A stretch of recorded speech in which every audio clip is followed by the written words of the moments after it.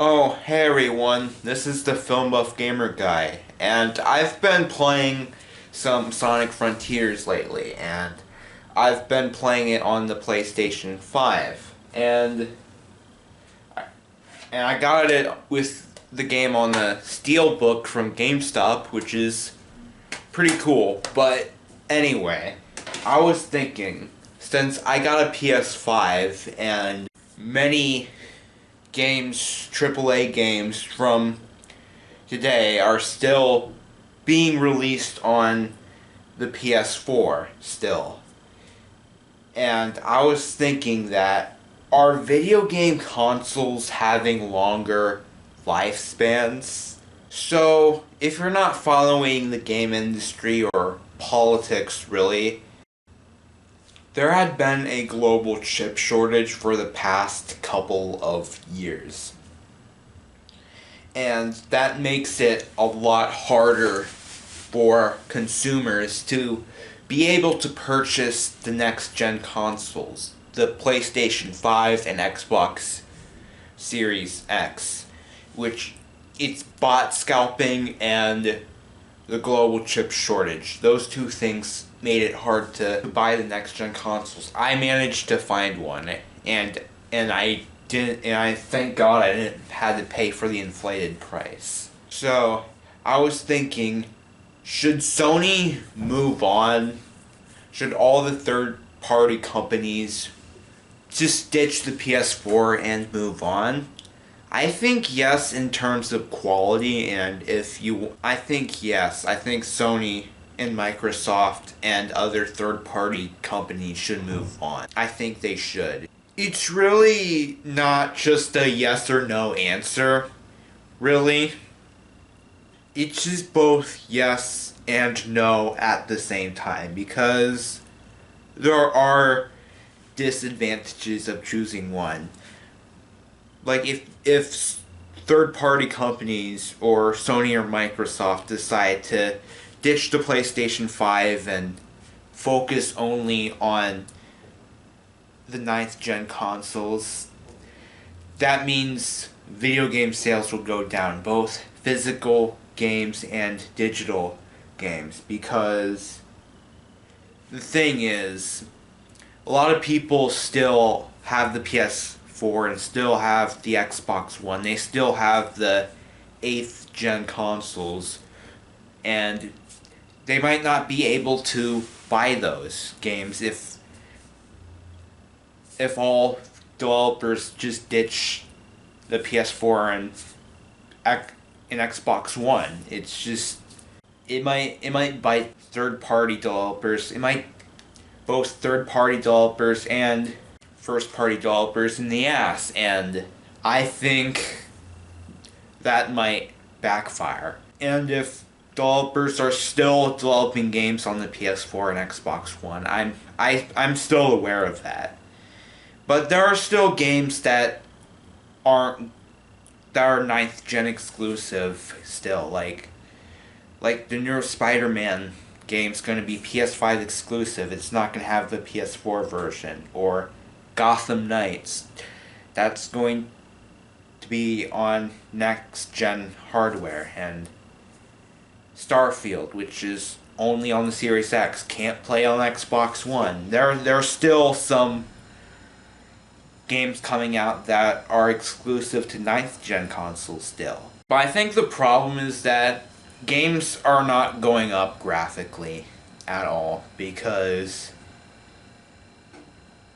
I mean, there are some gorgeous games, like they showed a gameplay footage of The Matrix, and that looks so next gen. It looks beautiful. Like, I can't wait to play The Matrix game with Keanu Reeves when it comes out. But other than that, like, graphical differences compared to a random PS5 game to a random PS4 game isn't that. Yeah, the textures are better. It's because companies are still also making sure the games work on the PS4 and Xbox One, and yeah, so I don't think game graphics are going up as quick as it used to be. Like, there are game consoles that last a long time. Game consoles used to last a lot longer. Like, back during the Atari 2600, Atari still supported the Atari 2600 not so long before the Atari Jaguar came out. And Atari lasted during the NES, Sega Genesis, Super Nintendo, Game Boy. Atari lasted through those. The 2600 lasted through those consoles, and the NES, the Nintendo Entertainment System, still kept going a little bit throughout the Super Nintendo. Why? There wasn't a glitch shortage. It's because a lot of people who play video games back in the 90s are kids. They're not adults yet. Like, yeah, there were some kids that were treated spoiled, and they got the next console the following Christmas when it came out. But some kids, a lot of kids weren't treated spoiled. Like, imagine if I was a kid in the early 90s. Said, I want a Super Nintendo for Christmas. You already got a Nintendo. Fuck off, Billy. Like, when I was a kid, alright, I was not treated very spoiled. Like, I got out a Wii and DS, but I didn't get a 3DS and Wii U until much later. Like, I couldn't just ask my dad. Like, I wish I had an Xbox 360 and PS3. Yeah, I saw them at a friend's house, and I saw them play Halo or Call of Duty when I was young, but I had other consoles. I only had a Wii and DS, and that's it. I couldn't just say, I want a Wii U for Christmas. I can't just do that, and that's the same for many other systems. That's why those systems lasted as long as they did.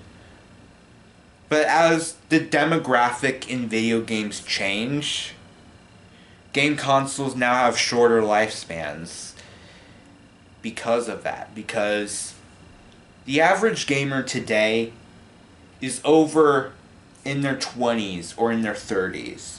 And they're adults. They don't have parents telling them what to do. They don't do, I want this for Christmas or something like that. I'm a grown-ass man. I buy what I want. I'm gonna buy the next Xbox when it comes out. Or, hey, I'm gonna get the next PlayStation when it comes out. I'm a grown-ass man. I do what I want. So in a couple of years, Sony kept releasing games on the PS3, and Microsoft kept, when the PS4 came out and Xbox One came out, and then they strictly moved on to play as PS4 and Xbox One because there wasn't a global chip shortage, and a lot of people that play video games are adults. That's just gaming economics. That's how these things work.